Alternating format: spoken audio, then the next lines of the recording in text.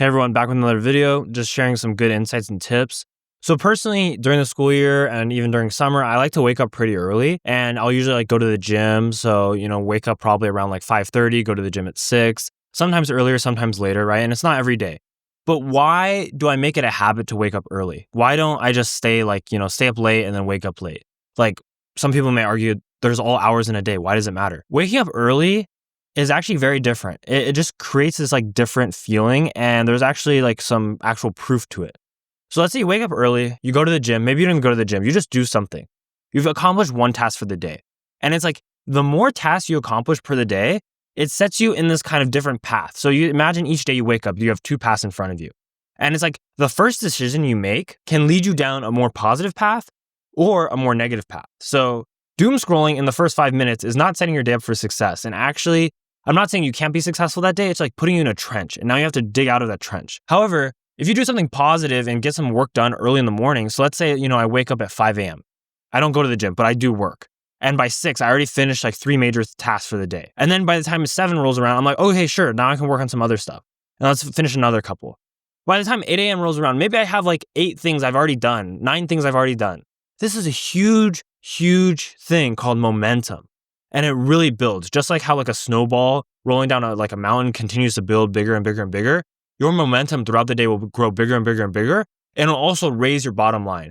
Because you've already accomplished so much, you will get used to kind of going above and beyond and continuing forward instead of just resting on your accomplishments. Because you have so many hours in the day. And if you're really pushing towards success, you want to utilize as much of them as possible. And you really don't want to rely on motivation, because motivation is the most fickle thing out there. And it honestly will last, let's say a couple weeks, okay? But if we talk about success, it takes a couple years usually for success.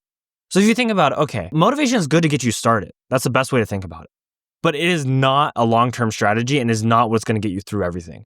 So the systems you build and intentionally design for around your work habits and ethics and kind of energy, that is the most important thing for success, because you're going to rinse and repeat that day in, day out. So really lock that in and use this kind of strategy. I'm not saying you have to wake up at a certain time. The time doesn't matter really. It needs to be relatively early, and you need to get things done so you have momentum for later, and that continues to compound. Because we talk about 1% every day. We talk about yearly compounding. What about daily compounding? What about 1 hour, 1%, or not 1%, but a 0.5% each hour?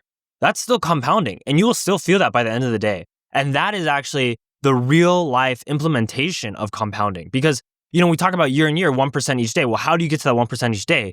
You break it down each hour and you get a 10th% or something. So everything big and meaningful and measurable that you can achieve all comes from these small, minute steps that you just rinse and repeat and do it 1,000 times. So that's why the most successful things are often the most boring, tedious and repetitive.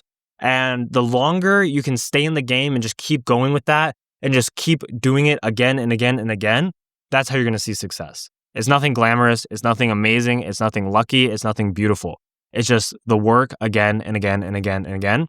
And then eventually you'll reach success. But I feel by that time you reach success, you will have realized that you've put in so much work that it was honestly just a choice that you had to make. And it may not be what you thought. You usually look at the videos of people and you're oh, they put in a little bit of success and they got successful, right? Yeah, they went through a couple hardships, but that's it. The reality is we're not talking a couple hardships. We're probably talking 10 failures, right? And 5 of them are huge.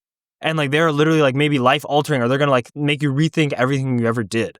So because of that, do you really have what it takes? You have to ask yourself before you start this, because once you commit fully, you're committing to many years of just difficulty, right? And it's kind of self-induced in a sense.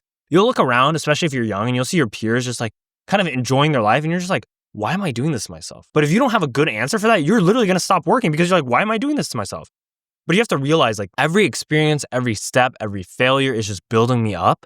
And that's why you have to take the crazy long-term view. I'm talking 5-year view. I know most people can't even think past next month, but 5 years. Just imagine 5 years. If you can just make it in 5 years, then that means it doesn't matter if you make it this week. It doesn't matter if, you see success in the next month. What matters is, are you continuously moving forward towards your goal? And that's the most important thing. So focus on the long term. It's really good to not get discouraged. And by focusing on your 5-year timeline, you can focus more on input rather than output. Focus on the work you're putting in and let the external, validation, kind of all that stuff from the rest of the world, let that take care of itself. So just focus on input, output will take care of itself, and look at the 5-year view and just continuously compare yourself to where you want to be in 5 years. And I think that's the most healthy way to kind of continue to push yourself forward.